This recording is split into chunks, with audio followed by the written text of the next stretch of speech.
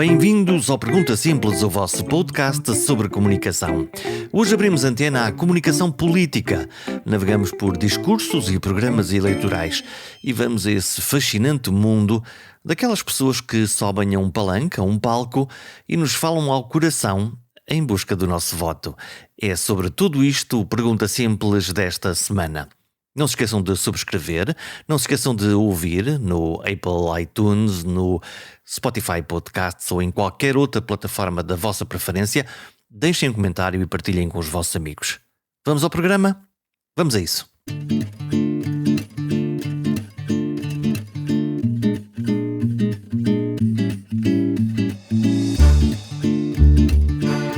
Hoje jogo em casa. Já vos explico porquê, mas tem tudo a ver com Caminha, a minha terra, lá no norte. E tudo a ver com comunicação política. Não há candidato que se preze que não tenha passado por uma decisão ou uma eleição local. São provas difíceis e onde a habilidade do candidato é posta à prova todos os dias.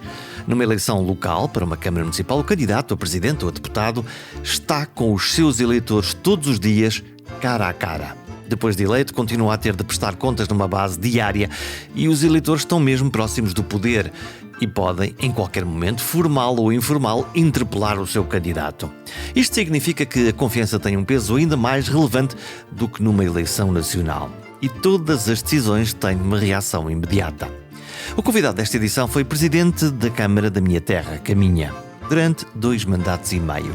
É um político de nova geração, um negociador nato e tem uma caixa de ferramentas de oratória com muitos instrumentos, com muitas ferramentas. Talvez estes ingredientes tenham sido chave para que o Primeiro-Ministro o tenha ido buscar para seu braço direito. Viva! Miguel Alves, obrigado por esta conversa. Agora, Secretário de Estado Adjunto do Primeiro-Ministro, prefiro apresentar-te como caminhense.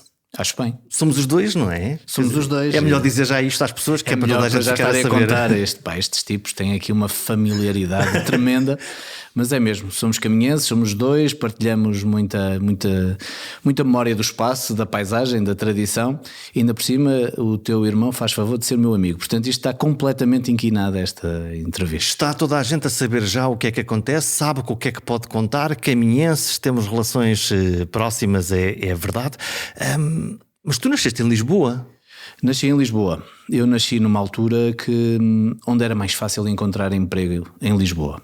Eu nasci em 75, o meu pai conheceu a minha mãe à distância, era militar e estava no ultramar, estava em Moçambique, e a minha mãe pertencia àquele conjunto de mulheres solteiras, de raparigas solteiras de todo o país que escreviam cartas sem endereço e que iriam cair nas mãos de um futuro marido, eventualmente. Mas a saber para quem que estava a escrever? Não. O primeiro conhecimento vem exatamente da coincidência de uma determinada carta da minha mãe encontrar um determinado militar, um determinado soldado que em Moçambique se agradou por aquilo que estava escrito e que correspondeu.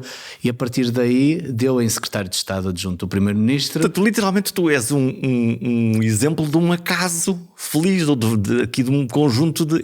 a vida é assim, não é? Jorge, mas há vários acasos e umas pessoas conhecem-se num bar, outras num restaurante, outras no casamento de um amigo, outras na faculdade, tudo é um acaso. Este acaso é um acaso através do Tinder da altura, que eram estas cartas, estas madrinhas de guerra, que de facto levou a que o meu pai e a minha mãe se correspondessem até um dia em que o meu pai pôde voltar de Moçambique e que foi atrás de conhecer aquela mulher que lhe escrevia, e foi a Moledo.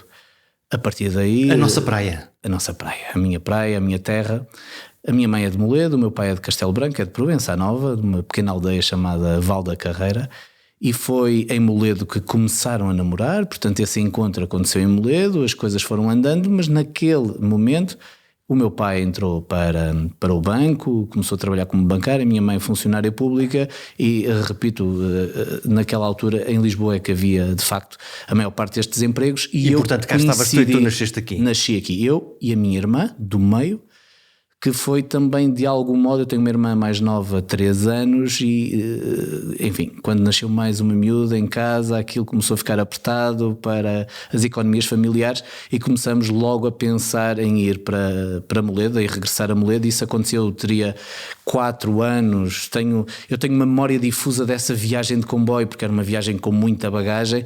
Lembro-me da despedida que tive da Etelvina, que era a senhora que estava lá em casa todos os dias a cuidar de nós, e da dona Etelvina me ter dado um porta-aviões fantástico que naquela altura compensou muito aquela partida. Eu via a minha mãe a chorar. O que é que se está a passar aqui, não é? Mas eu com o porta-aviões estava felicíssimo. Lembro-me de chegar à estação de Molede, lembro-me de termos ido para a casa da minha avó, onde ficamos durante 2 anos enquanto era construída a minha casa, e a verdade é que Molede acaba por ser a minha terra. Eu nasci em Lisboa, mas Molede é Sim, mas sentes-te no fundo caminhense e sentes-te de Molede. Absolutamente, sinto-me muito bem em Lisboa, mas a minha terra é Molede, tudo é Molede. Eu sou praia, eu sou monte, eu sou dançar, sou cantar, sou Molede, isso não tenho dúvidas nenhuma. Terra onde Vitorino de Almeida também passa as suas férias, vemos-lo lá sempre com a sua bengala passeando junto do mar.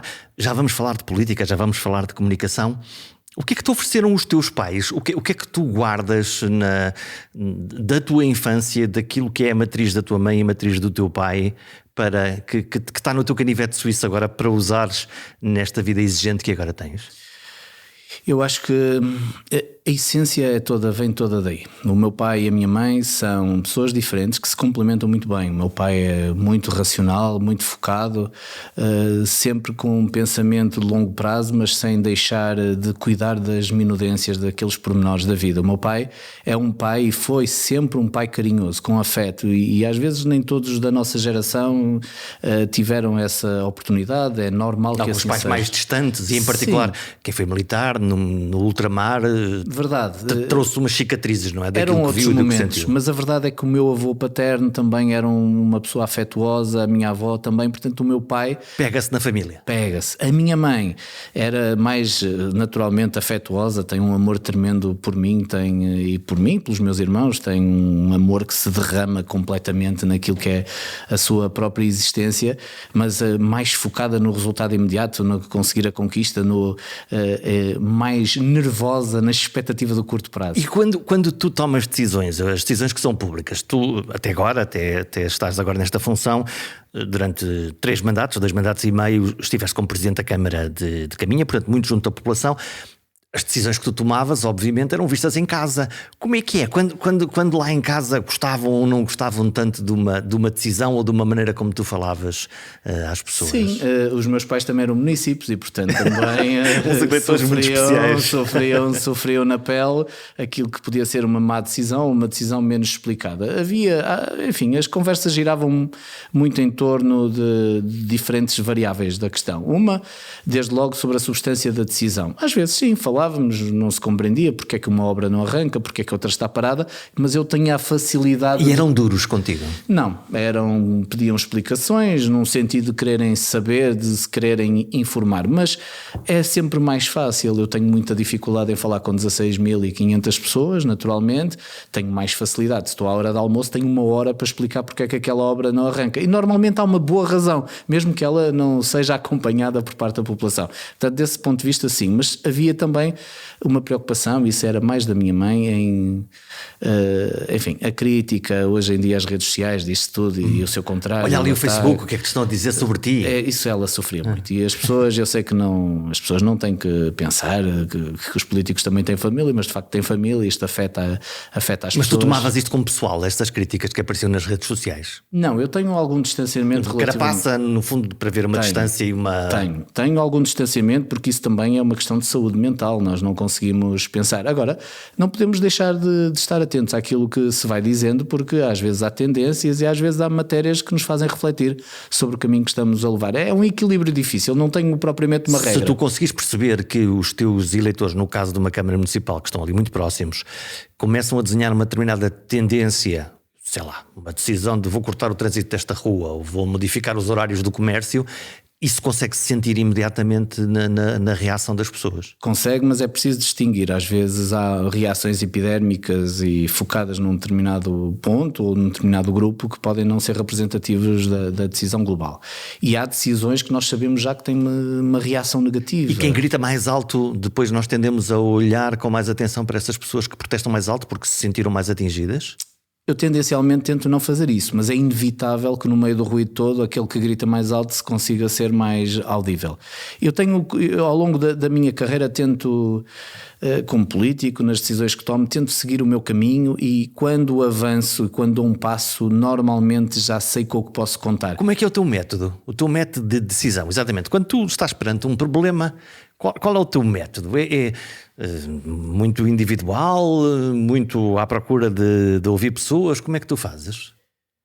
Tenho um método que vem já da advocacia. Eu trabalhei na advocacia durante muito tempo e mesmo quando não sabia o artigo, não sabia o que é que a lei dispunha sobre determinada matéria, quando ouvia uma pessoa falar-me de um assunto, eu pensava... o que é que o bom senso diz sobre isto? E normalmente o bom senso... Isso é uma pergunta muito difícil, não é? O que é que o bom senso... Mas tento fazer isso. O que é que é normal? A normalidade é uma coisa que está em desuso, faz sentido, não é? Sim. E o bom senso permite-me também tomar algumas decisões em determinados momentos. Mas normalmente, na minha decisão política, está um enquadramento. Eu penso muito, eu sei que ninguém liga aos programas eleitorais, que as pessoas não olham para aquela construção, mas essa construção era muito unipessoal, ou seja, era um projeto de equipa naturalmente, mas quem escrevia aquilo, quem pensava aquilo, quem construía aquele programa durante meses e durante anos, era eu, e era esse o meu catecismo que me permitia depois tomar as microdecisões. Portanto, o programa eleitoral não é uma conversa da treta? Não pode. É um verter de uma ideia política que se quer aplicar.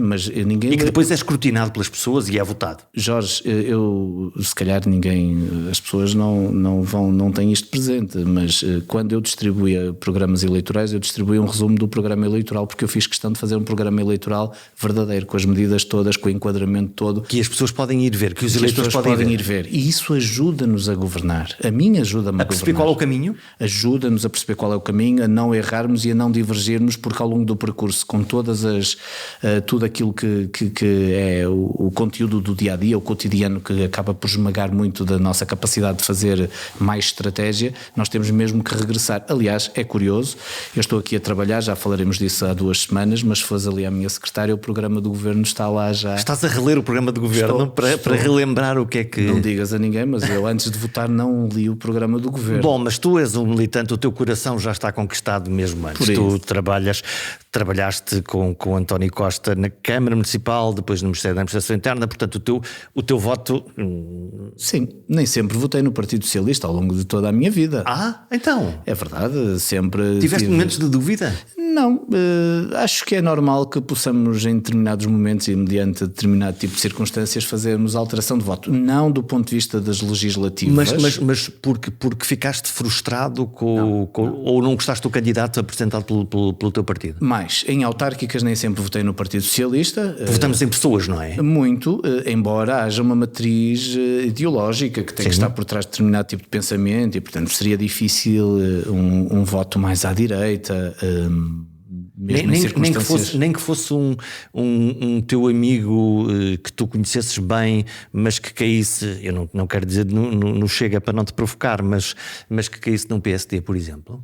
Não, se fosse um amigo que está dentro do PSD, e muitos bons amigos que eu tenho aliás dentro do PSD, contra um candidato do Partido Socialista onde eu não encontrava as condições, as características e o perfil para liderar um determinado tipo de projeto numa freguesia ou numa Câmara Municipal, não tinha problemas pelo reconhecimento em votar nessa pessoa. Até porque tu estavas a falar agora do programa eleitoral que fizeste para a autarquia de Caminha, um resumo, era o teu catecismo. Mas não negas que a tua imagem, a tua empatia, o gosto que as pessoas podem ter de ti, ou ao contrário, dizer eu não gosto dele de todo, jogam um papel se calhar cada vez mais relevante naquilo que é um voto. Há pessoas que votam racionalmente, eu diria que a maioria vota de forma emocional, ou porque tem assim esse imprint, que é eu sou desta área, eu sou daquela, mas por outro lado eu gosto, eu quero, ou então, e se calhar já não votava nele. Absolutamente, isso eu compreendo que seja assim. Aliás, não podia ser de outra maneira. Se houvesse uma cristalização de voto depois ideológico, também era mais difícil as coisas mudarem. Mas eu tenho bem consciência de que as minhas características pessoais, aquilo que incuto em termos de proximidade e até de afeto junto das pessoas, foi fundamental não só para ganhar as eleições da primeira vez, e eu quero recordar que fui candidato a primeira vez com 20 anos fora da minha terra, portanto, a trabalhar como advogado, a estudar na universidade, e precisei de cultivar. E a sensação foi que lá vem o estrangeirado de fora? No início foi por parte de muita gente, e depois claro que as pessoas de Moledo primeiro, depois Caminho, e depois foi-se alargando ao resto do concelho, perceberam que era alguém do concelho que estava a regressar à sua terra porque tinha uma ideia para propor ao seu concelho e tinha a vontade para implementar. E essa empatia permite sim ganhar votos, porque o voto é emocional, e por isso votaram em mim eleitores típicos do Partido Socialista, como votaram de outros partidos, acreditando no projeto e renovando depois ao longo dos anos. Tentei sempre manter esta ligação, julgo que consegui fazê-lo e mantenho-a também com as pessoas. Claro, agora estou lá menos, agora não estou lá de segunda a sexta, mas esta relação com Caminha vai sempre manter-se. Como é que os teus eleitores de lá compreenderam, ou como é que lhes explicaste que a meio do mandato disseste, bom, povo, eu agora tenho que ir ali a Lisboa porque o primeiro-ministro me telefonou? Olha, com franqueza, aquilo que eu senti foi da parte dos meus eleitores e de muitos daqueles que não são meus eleitores, uma aceitação e uma compreensão geral pelo facto de aceitar um desafio, que é um desafio do país, é um desafio que me é lançado, e até por parte de muitas pessoas dizendo, bem, já estávamos todos à espera deste momento, deves ter ouvido também isso muitas vezes, porque isto ouviu-se também durante muitas vezes. Aqueles que reagiram pior foram precisamente os que sempre quiseram ver-me pelas costas, o que é uma coisa fantástica, e portanto que fizeram uso de aqueles que sempre disseram que eu não devia estar naquele lugar, foram aqueles que ficaram mais martirizados por abandonar. Mas isso quer dizer que entre aqueles que ficaram orgulhosos e aqueles que ficaram contentes por eu ter saído de a coisa está equilibrada. A coisa não só está equilibrada, como há uma grande... Tu ganhaste aquela ideia ok, um dos nossos vai conquistar Lisboa, como achas que isso não... Jorge, com franqueza, eu tive um mandato de 9 anos, uma década permitiu-me fazer várias coisas. Portanto, o fundamental estava feito. Estava feito ou lançado. Estes dias já houve inaugurações, nos últimos dias vão acontecer outras inaugurações, nos próximos meses vamos ter a Incubadora Verde, vamos ter o Mercado Caminha, vamos ter a Escola Básica, vamos ter a sede da Academia de Música, tudo aí até ao final do ano. E há um conjunto de projetos, nomeadamente o Centro de Ciência e Tecnologia, que vai criar emprego, vai criar indústria, vai criar formação profissional, que estão lançados. Agora, eu também estou muito descansado, porque a equipa que está na Câmara é uma equipa muito boa, está muito consolidada, as pessoas genericamente ficaram orgulhosas, as pessoas tratam-me com muito carinho. Estive agora lá. Vais resistir à ideia de mandar um SMS ou de telefonar, ou vais deixar que as coisas sigam o seu curso? Acho que vou. O vice-presidente é um rapaz novo, não há que negá-lo, ainda bem para ele, mas é um miúdo que já tem muito perfil, muito trabalho. Ele foi meu vice-presidente, tinha estado 4 anos comigo na variação. Eu estou cá para ajudar, mas não estou cá para me impor. Não serei nunca sombra do Rui Lage. Ele não precisa, e sobretudo acho que pode ser nefasto. Ele vai fazer o seu caminho e vai ser um grande presidente. Ele tem todas as condições para ser melhor presidente do que eu fui. Olha, minha curiosidade, como é que foi o telefonema do António Costa, primeiro-ministro, ao Miguel, com quem já tinha trabalhado? Portanto, vocês conhecem-se bem. Sim, nós trabalhamos aqui em Lisboa na Câmara, trabalhamos na administração interna primeiro, como adjuntos. Eu quero saber tudo, como é que foi esse telefonema? Foi fantástico, porque ele aconteceu no dia dos meus anos. E tu pensaste, olha, o primeiro-ministro lembrou-se de me dar os parabéns. Pronto, não foi propriamente uma surpresa, porque é sabido que eu mantenho uma boa relação com o primeiro-ministro, e ele nos últimos anos fazia o favor de me telefonar ou de combinar comigo alguns encontros para ouvir a minha opinião, para saber como é que as coisas eram vistas a partir do território. E naquele dia estar a receber uma chamada telefónica de manhã pareceu-me relativamente normal, e atendi com a displicência de quem atende um amigo que lhe vai dar um abraço. E agradeci desde logo, muito bem, Sr. Primeiro-Ministro, a me telefonar no dia dos meus anos, fico muito sensibilizado.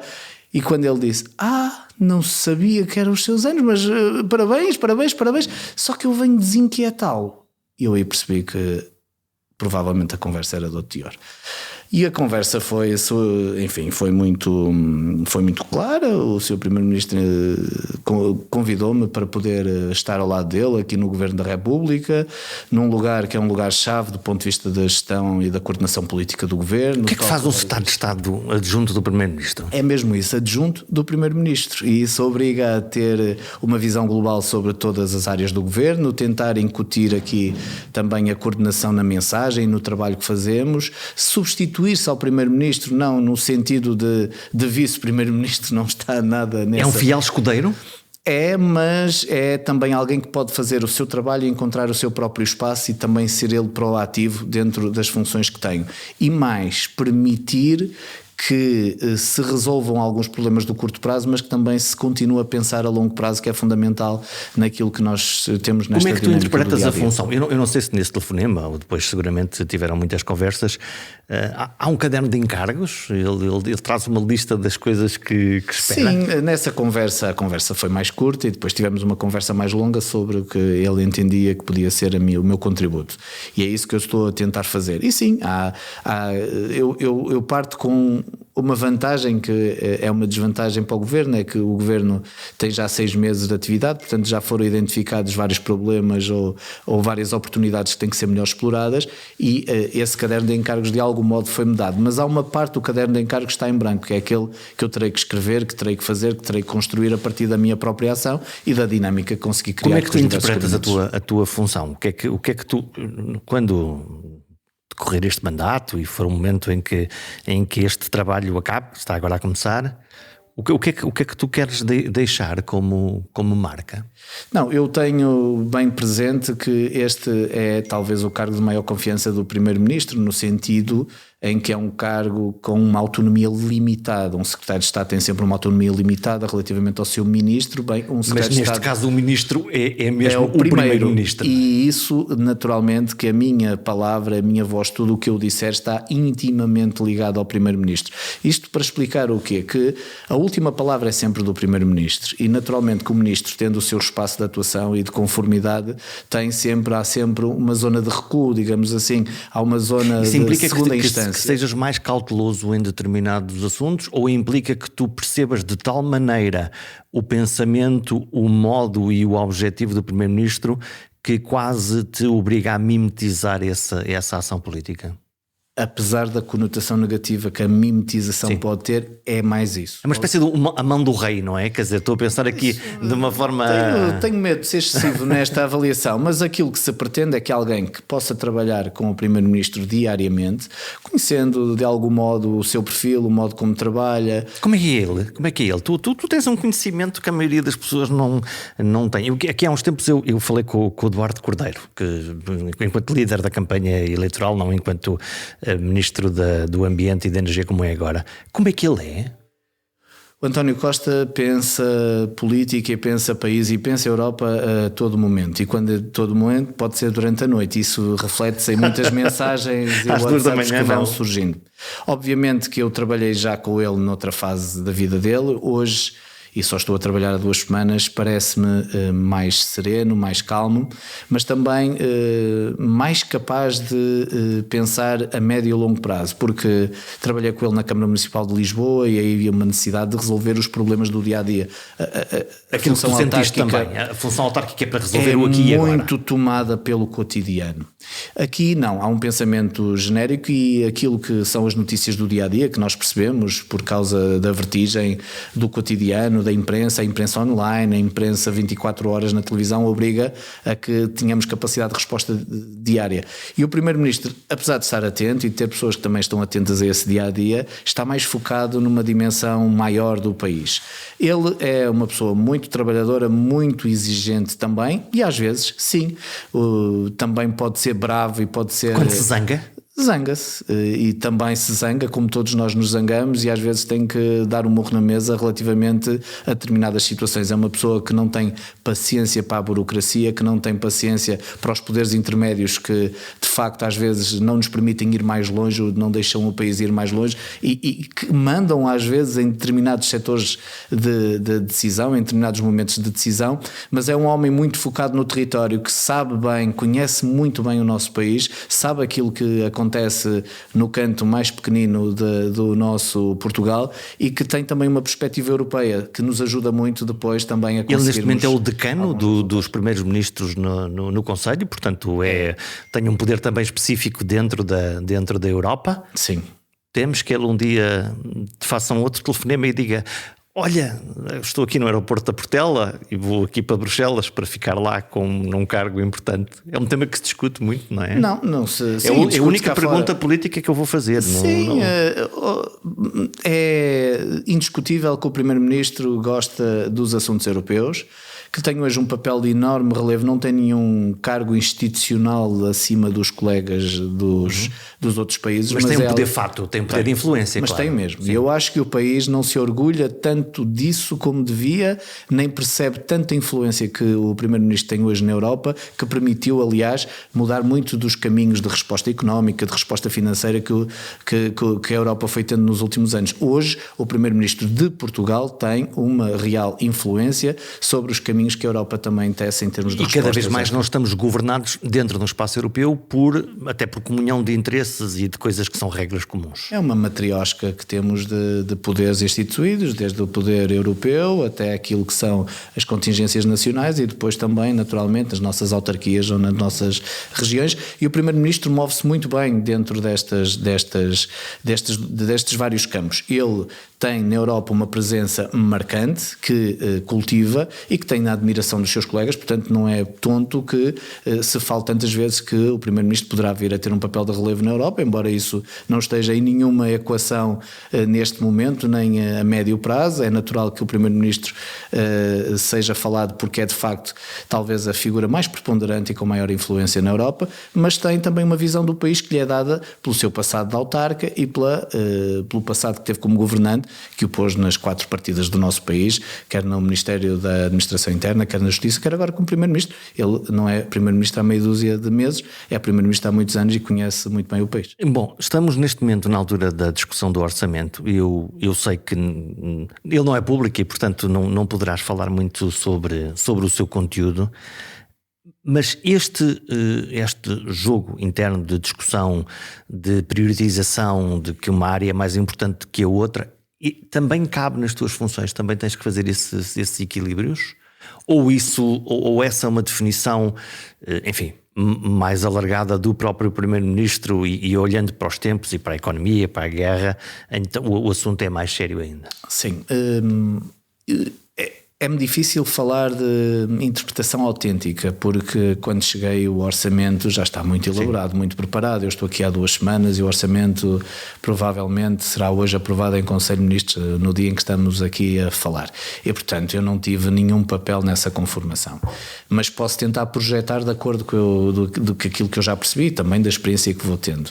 O meu papel não é tanto de estabelecer prioridades, que essas estão estabelecidas pelo Primeiro-Ministro, nem de dar respostas ou soluções concretas a determinado tipo de linhas de ação, que essas são dadas por todos os ministros, em cada uma das suas áreas e, sobretudo, através do Ministro das Finanças, que tem que encontrar as soluções financeiras que alavanquem as soluções políticas. E que não tem um trabalho fácil, porque as necessidades são infinitas e os recursos, pelo contrário, são finitos. Agora, o meu trabalho poderá derivar, foi muito curto nesta elaboração deste orçamento, mas poderá ser mais abrangente num próximo, tem a ver com a necessidade de encontrar equilíbrios, que são os equilíbrios entre de vivermos tempos incertos, como vivemos hoje. Nós temos uma guerra aqui às portas da Europa, temos a inflação galopante como já não tínhamos há décadas, temos hoje um contexto que pode derivar numa coisa ainda pior, por muito mal que nós possamos estar neste momento, tudo que tem a ver com as questões económicas ligadas à crise da energia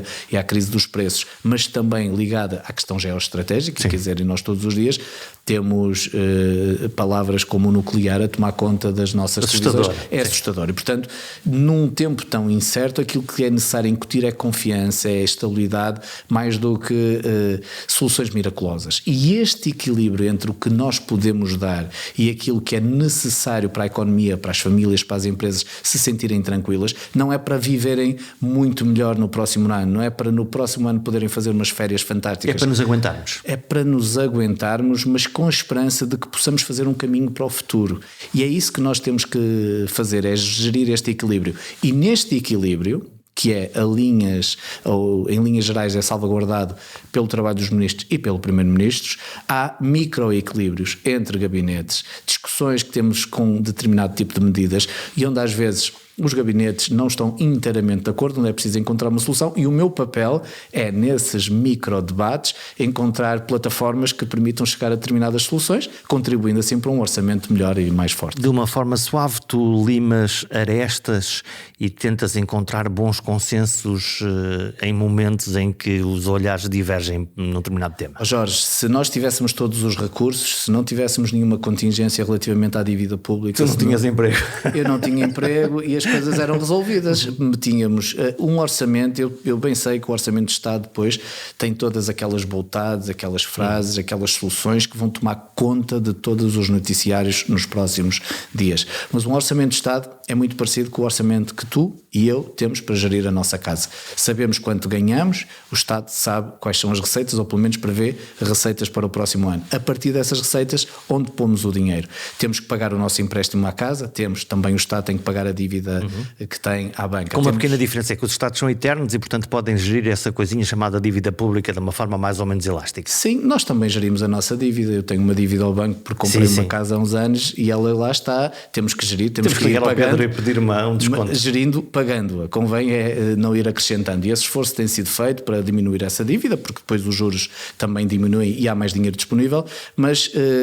eu sei que a soma de todas as reivindicações daria 3 orçamentos por ano. É impossível estar a fazer tudo aquilo que nós desejamos. O que nós temos que fazer é continuar a seguir uma linha de convergência com a União Europeia, fazer com que os salários cresçam ligeiramente acima daquilo que é também o crescimento de salários nos outros países, perceber que podemos fazer um caminho para estarmos mais parecidos financeira e economicamente com os países do centro da Europa. É isso que tentamos fazer, preservando a vida e a qualidade de vida dos portugueses. Voltamos à política. O que é que te fez ser político?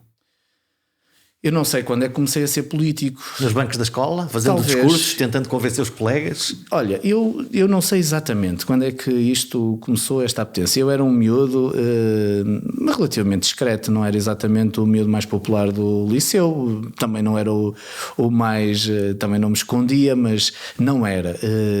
Eu creio que a minha faceta pública, que levou à faceta política, começa na ligação ao grupo de jovens de Moledo, cantar no coro da igreja, de ser o único que tocava viola e, portanto, assumir desde logo uma posição de alguma liderança, se quisermos, e de dinâmica desse grupo. Eras o que davas o dó. No fundo. Dava.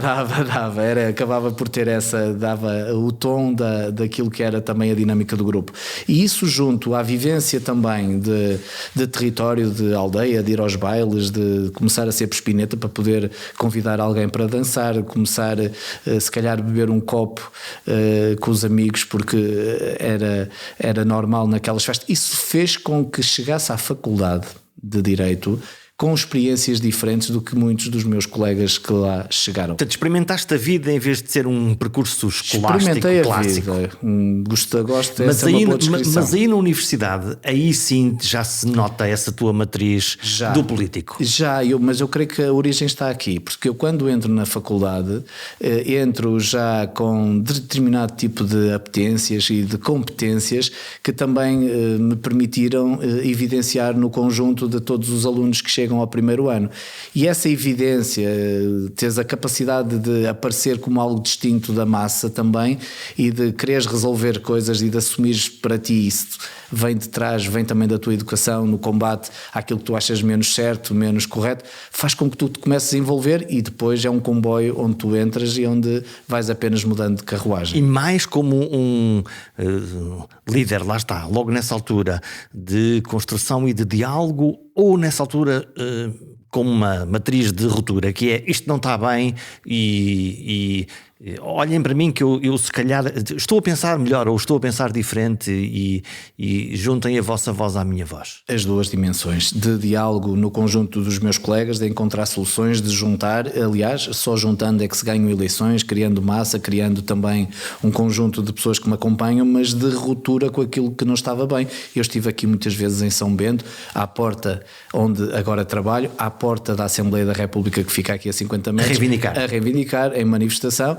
E não só fiz isso, como entrei em salas de aulas, esvaziei salas de aulas, eu fui vice-presidente da Académica, fui presidente da Assembleia Magna, fiz aliás uma caminhada a pé em protesto contra as condições do ensino superior naqueles anos 90 do século passado, é doloroso dizer isto, mas é verdade, e portanto era já uma posição de ruptura. Aliás, eu tive que dizer aos meus pais, e isso é um ensinamento que levo, num determinado momento que eu ia chumbar de ano. Mas porquê? Porque eu só vou chumbar. Eu tenho 3 cadeiras para fazer que faço num ápice, mas eu tenho que chumbar porque eu quero ser candidato à Associação Académica para o ano. Os meus colegas, minha namorada... Isso é pensamento político.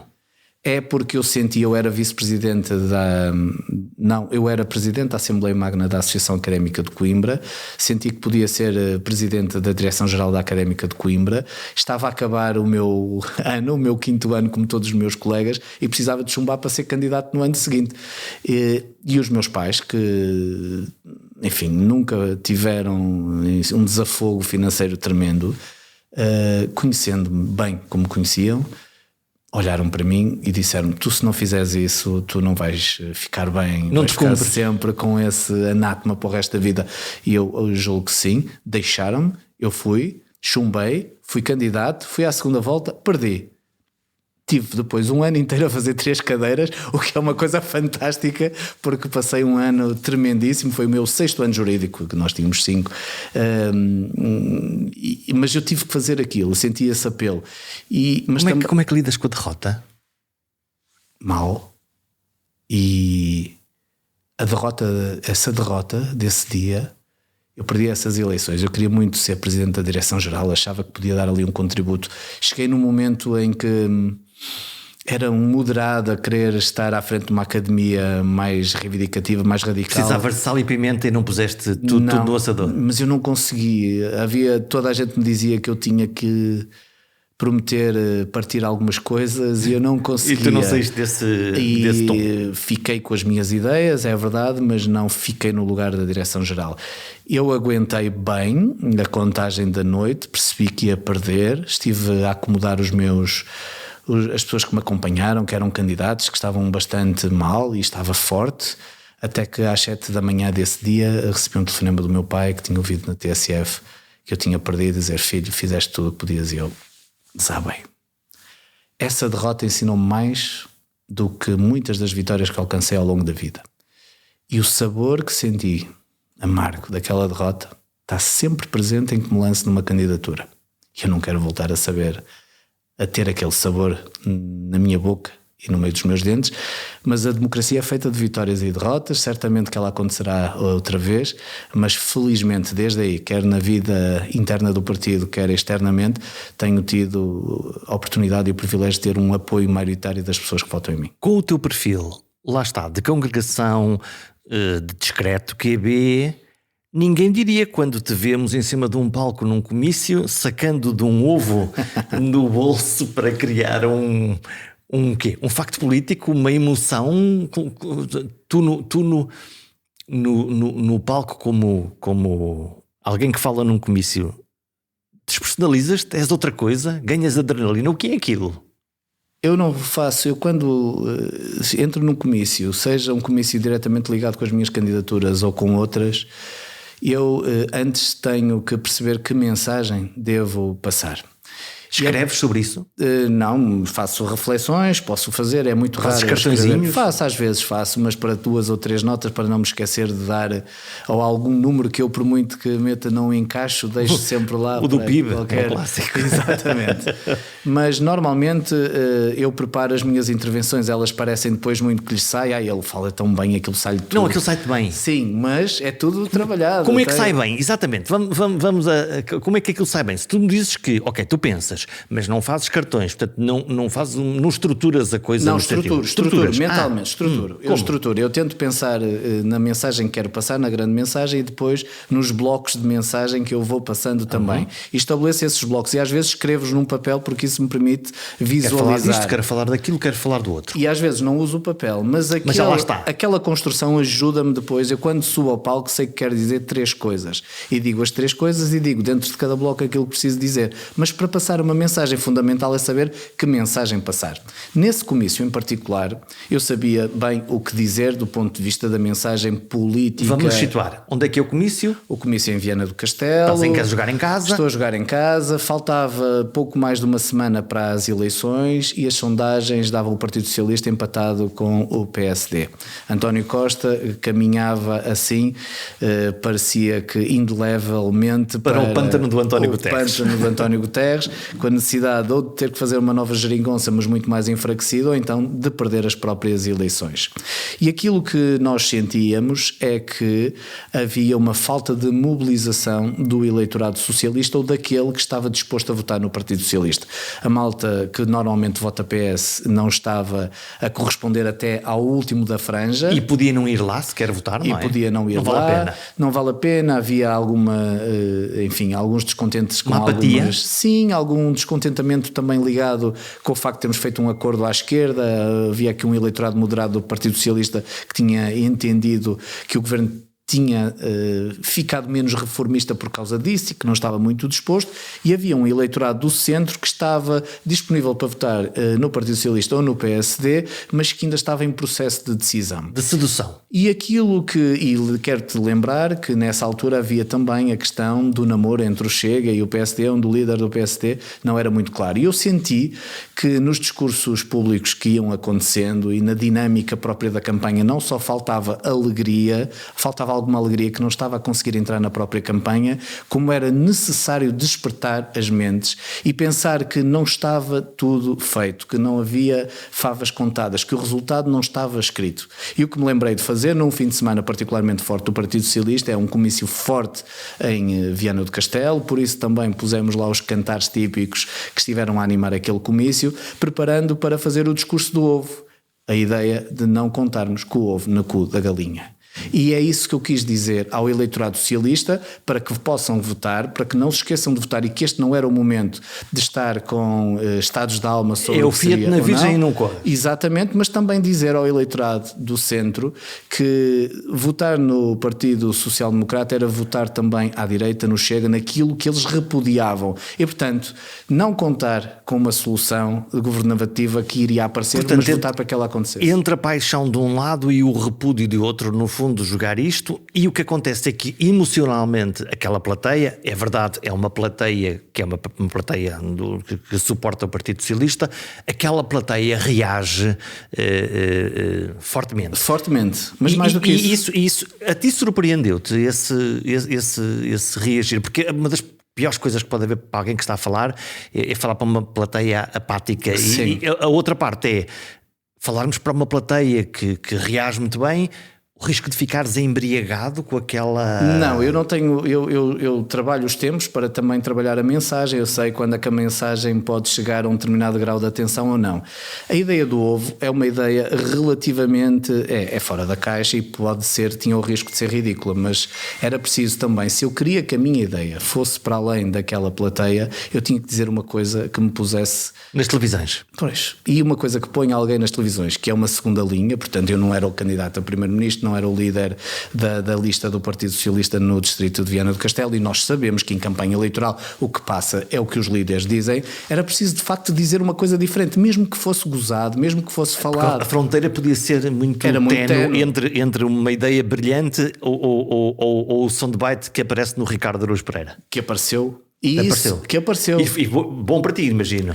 Eu acho, é uma medalha. É, de algum modo, eu fiquei todo contente de ter aparecido, mas não surpreendido, porque naquela noite sabíamos que aquela imagem teria que aparecer. Mas era a única forma, se nós queremos comunicar, com quem é que eu queria comunicar? Com aquela plateia que tinha ali no Teatro Sá de Miranda. Eram poucos. Sim, mas não só. Era preciso passar alguma ideia lá para fora, era preciso que aquilo estivesse na imprensa online, era preciso que entrasse nas televisões, era preciso que se falasse daquilo e que se falasse da festa de Viana, do discurso entusiasmado, da necessidade que o Partido Socialista tinha tido de passar a mensagem, que não estava tudo resolvido, que era preciso ir votar, era preciso mobilizar. Não contem com o ovo no cu da galinha. Foi gozado por uns, foi falado por outros, mas de facto passou em todo o lado.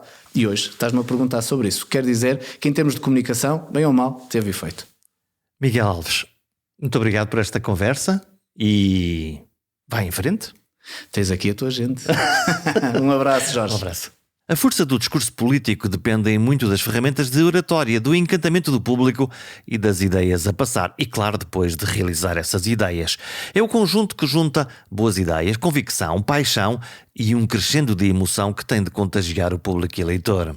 Claro que falar num comício de crentes já convertidos à causa é mais fácil, mas além de estimular aqueles eleitores, aqueles que já estão convertidos a irem mesmo votar, o efeito das falas em campanha eleitoral é projetar nos indecisos uma imagem atrativa para alargar o círculo. É assim que se ganham eleições.